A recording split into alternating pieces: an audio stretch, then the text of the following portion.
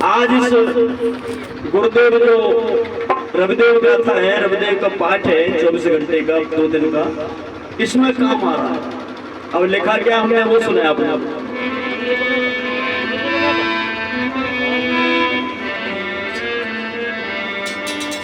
हे मेरे भोले वाले समाज, ये गुरु रविदेव ने भी कहा था।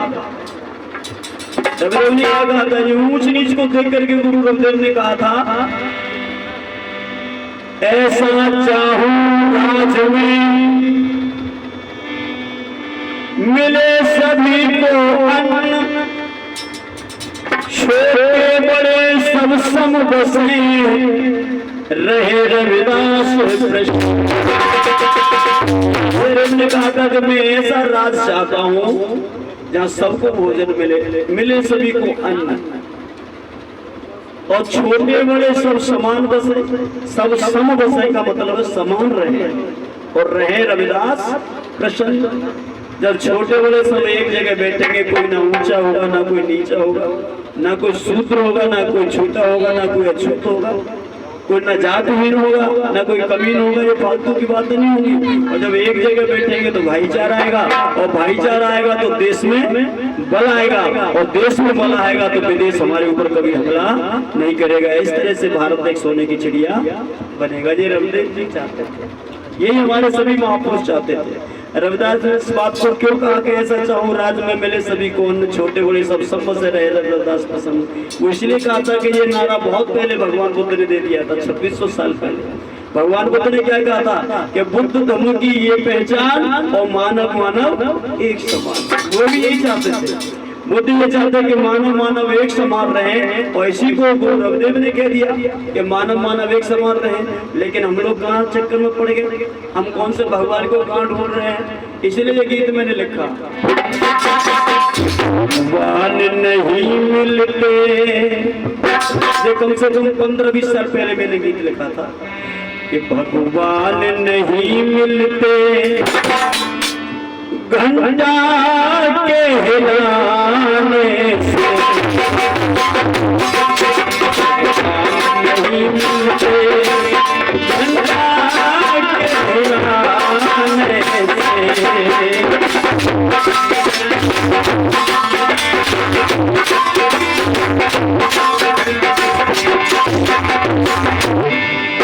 भगवान नहीं मिलते, घंटा के हिलाने से।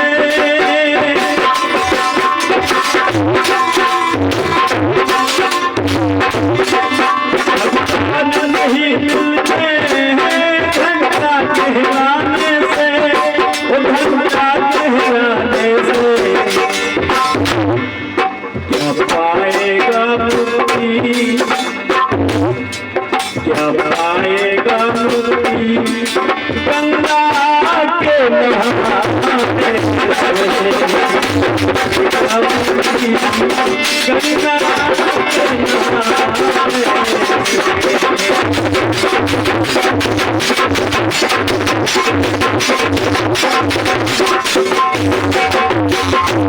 आगे इसी पाठ में आगे ये आख्यान आएगा। तो गुरु रविदेव जब गंगा घाट पर बैठे थे तो एक पंडित जी नहा के निकले, और जब नहा के निकले हैं तो उसी घाट पर एक मेढकी थी। वो मेढकी कूल के पंडित जी के पैर पर गिर गई, और जब पंडित जी के पैर पर मेढकी गिरी तो पंडित जी गए सत्यानाश है, वो जाने पूरा काम खराब कर दो। मैं नहाए धोए के तिलक लगा के मंत्रों का जाप करके जा रहा था, और उसने मेरा दीन खराब कर दिया, मैं अपवित्र कर दिया। तो रविदास गुरु जी ने कहा, अरे ठहरो पंडित जी, इधर आओ, इधर आओ पंडित जी, कहो गुरु महाराज के क्या गड़बड़ है गई, कि गड़बड़ ज्यादा कछुना बसीते को है गो कि मैं नहाए के न करो, और जब मेल की ने मैं अपवित्र कर दो। कि तुम कहाँ नहाए के आए हो? कि गंगा नदी में। और ये मेल की कहाँ रहती है? कि जो गंगा नदी में रहते हैं। तो रविदास ने कहेंगे तुम तो एक मेल की से अपवित्र रहे हो। क्या नाम है?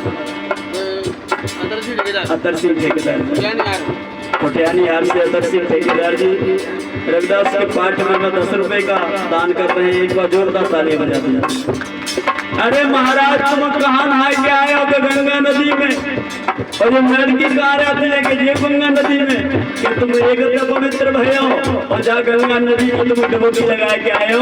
वहां में तो ऐसी ऐसी हजारों लड़की है जो वही में रहते वही में रोजाना नहाते, तो बिनते पवित्र नहीं भाई। जोरदार तालियां बजाओ। तो पंडित जी ने कही कि महाराज अगर तुम्हारे से ज्ञान पहले मिल जाता तो आज हमारे अंदर ये अज्ञान नहीं करता। तो गुरु रविदास ने कहे कि ज्ञान तो हमेशा से मौजूद है, पर तुम्हारे अंदर जो अहंकार है, पंडित जी तुम्हारे अंदर जो अहंकार है ये तुम्हें ज्ञान लेने नहीं देता। तुम्हारे अंदर कौन सा अहंकार है कि ये तो अछूत महात्मा, हम इसके पास सत्संग करने नहीं जाएंगे, पर यही अहंकार तुम्हें खाया जा रहा है। और वैसे भी सही कहा है पंडित जी, तुम्हें पता ना है कहा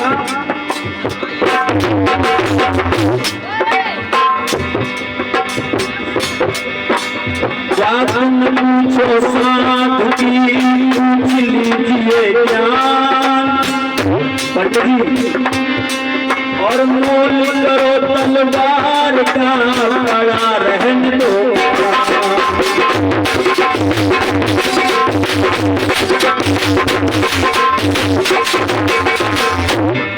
भगवान नहीं मिलते घंटा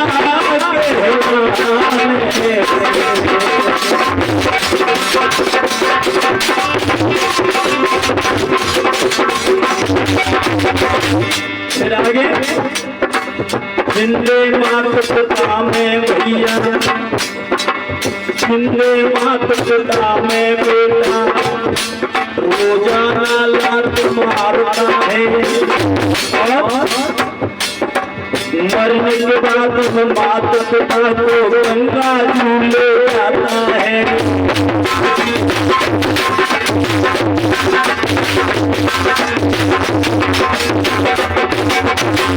यहाँ हमने स्पष्ट कर दिया है, घर में जो जिंदे हमारे देवता बैठे हैं, देवता किसको कहते हैं हमें देते हैं। माता पिता ने हमें क्या दिया, हमें दुनिया में